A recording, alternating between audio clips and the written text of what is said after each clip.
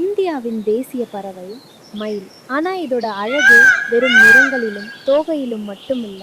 ஒவ்வொரு அசைவுக்கும் பின்னாடி ஒரு காரணம் இருக்கு. அமைதியா தெரியும் இந்த காடு, ஆனா இங்க ஒரு போட்டி நடக்குது. வலிமைக்கான போட்டி இல்ல, வேகத்துக்கான போட்டியும் இல்ல, கவனத்தை ஈர்க்கும் போட்டி. அந்த போட்டியில் வெல்ல இந்த ஆண்மயில் தன்னுடைய மிகப்பெரிய ஆயுதத்தை பயன்படுத்த போகிறது. அதுதான் அதன் தோகை. இதோட இனப்பெருக்கத்திற்கே முக்கியமானது. பாருங்க, இந்த தோகையில் இருக்கும் நூற்றுக்கணக்கான கண் வடிவங்கள் பெண்மயிலின் கவனத்தை ஈர்க்க உதவுகிறது. தோகை எவ்வளவு பெரியதா, எவ்வளவு ஆரோக்கியமா இருக்குதோ அவ்வளவு அதிக வாய்ப்பு இந்த ஆண் மயிலுக்கு கிடைக்கும். அதனால்தான் இது வெறும் அழகை காட்டும் காட்சி இல்லை, இது தனது அடுத்த தலைமுறையை உருவாக்கும் ஒரு முயற்சி.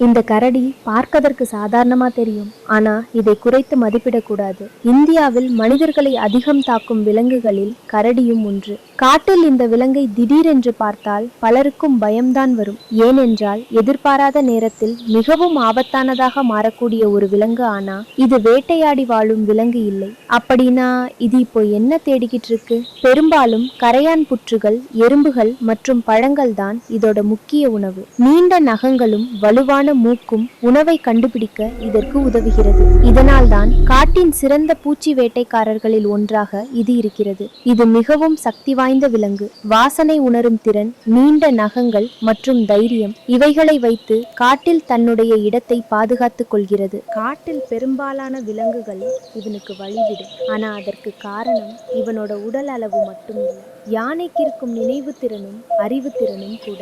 5 டன் எடையுள்ள இந்த மாபெரும் விலங்கு தன்னுடைய குடும்ப உறுப்பினர்களை பல வருடங்களுக்கு பிறகும் நினைவில் வைத்திருக்கும். இந்த யானை ஏன் திடீர்னு காலால புல்ல உதைக்குது தெரியுமா? கோபத்தால இல்ல, விளையாடவும் இல்ல. உண்மையில் இது தன்னுடைய உணவை தயாராக்கிக்கிட்டு இருக்கு. உலர்ந்த புற்களை அகற்றி கீழே இருக்கும் மென்மையான பசும்புற்களை சாப்பிடுவதற்காகத்தான் இப்படி காலை பயன்படுத்துகிறது. இந்த தந்தங்கள் வெறும் அலங்காரத்துக்காக இல்லை. ஒரு யானையின் வாழ்க்கையில் இவை பல முக்கியமான வேலைகளை செய்கின்றன. மரம் உடைப்பது முதல் எதிரிகளை விரட்டுவது வரை. பல ஆண் யானைகளுக்கு இந்த தந்தங்கள் தான் அவற்றின் வலிமையை அடையாளம். ஆனா இந்த தந்தங்களுக்காகத்தான் பல யானைகள் வேட்டையாடப்பட்டன என்பதும் சோகமான உண்மை. யானைகளின் குடும்ப பிணைப்பு மிகவும் வலிமையானது. இப்போ நாம் பார்க்கிற இந்த யானையும் தனியாக வாழ்வதில்லை, ஒரு கூட்டமாக வாழ்வதுதான் அவற்றின் இயல்பு. குட்டிகளை பாதுகாப்பது முதல் உணவு மற்றும் தண்ணீரை கண்டுபிடிப்பது வரை ஒன்றுக்கொன்று உதவி செய்து வாழ்கின்றன. யானைகள் ஒருவருக்கொருவர் பேசிக்கொண்டே இருப்பாங்க, ஆனா அந்த சத்தத்தை நம்மால கேட்க முடியாது. ரம்பிள் என்று அழைக்கப்படும் மிக குறைந்த அதிர்வெண் சத்தங்களை பயன்படுத்தி பல கிலோமீட்டர் தூரத்தில் இருக்கும் தன்னுடைய கூட்டத்தோட கூட தொடர்பில் இருக்கும். நிலத்தின் அதிர்வுகளையும் தன்னுடைய கால்கள் மூலம் உணர முடியும். அதனால்தான் யானைகள் வெறும் பெரிய விலங்குகள் இல்லை, காட்டின் மிக புத்திசாலி. யானையின் தும்பிக்கையில் மட்டும் சுமார் 40,000 தசைகள் இருக்கின்றன.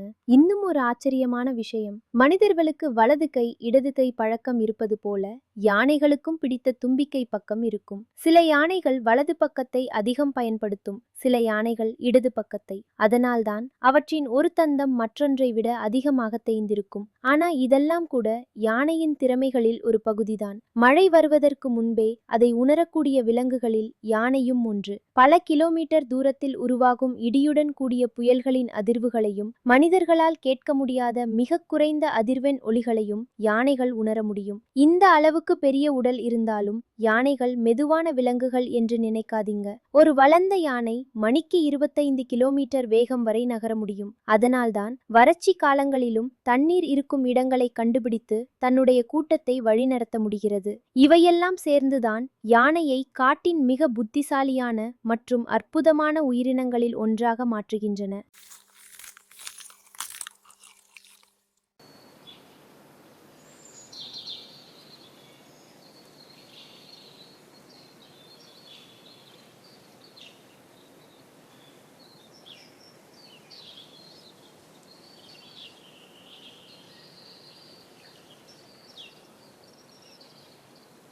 இந்த சின்ன விலங்கை பார்த்து ஏமாந்துராதீங்க.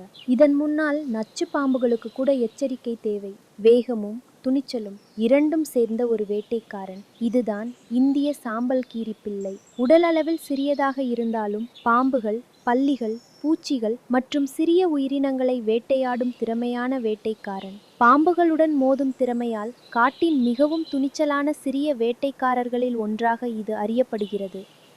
தூரத்துல பார்க்கும்போது இது ஒரு சாதாரண மாடு மாதிரி தான் தெரியும். ஆனா இந்த விலங்கின் முன்னால் புலி கூட கவனமாக இருக்க வேண்டியிருக்கும். ஏன்னா இது இந்திய காட்டின் மிகப்பெரிய மற்றும் சக்தி வாய்ந்த தாவர உண்ணிகளில் ஒன்று. இதுதான் இந்தியன் கௌர் அல்லது காட்டு எருமை. ஒரு வளர்ந்த ஆண் கௌர் 1 டன்னுக்கும் அதிகமான எடையை கொண்டிருக்க முடியும். அதாவது ஒரு சிறிய காரின் எடைக்கு சமம். இவ்வளவு பெரிய உடல் இருந்தாலும் மணிக்கு 50 கிலோமீட்டர் வேகத்திற்கு மேல் ஓட முடியும். அதனால்தான் காட்டின் உண்மையான பலசாலிகளில் ஒன்றாக இது கருதப்படுகிறது. புள்ளிமான் இந்தியாவின் மிகவும் அழகான மற்றும் எளிதில் அடையாளம் காணக்கூடிய மான் இனங்களில் ஒன்று. இதன் உடல் முழுவதும் காணப்படும் வெள்ளை புள்ளிகள்தான் இதற்கு இந்த தனித்துவமான தோற்றத்தை கொடுக்கின்றன. இந்த மான்களின் மிகவும் ஆச்சரியமான பகுதி அவற்றின் கொம்புகள். மான்களின் கிளை கொம்புகள் நிரந்தரமானவை அல்ல. காலப்போக்கில் அவை உதிர்ந்து மீண்டும் புதிதாக வளர்கின்றன. ஒரு புதிய கொம்பை வளர்ப்பதற்கு இந்த விலங்கு அதிக அளவு சக்தியையும் சத்துக்களையும் செலவிடுகிறது. அதனால்தான் இப்போது இந்த மான் செய்யும் செயல் மிகவும் முக்கியமானது. தன்னுடைய புதிய கொம்புகளை மரங்களிலும் செடிகளிலும் உரசி சுத்தம் செய்கிறது. புதிய கொம்புகள் வளரும்போது அவற்றை மூடியிருக்கும் மென்மையான தோலை அகற்றுவதற்காக இப்படி உரசுகின்றன. ஆனா அந்த ஒரு சத்தம் முழு சூழ்நிலையையும் மாற்றிவிட்டது.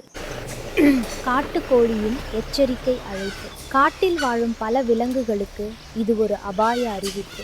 சில நேரங்களில் புலி, சிறுத்தை அல்லது வேறு வேட்டையாடிகள் அருகில் இருப்பதை.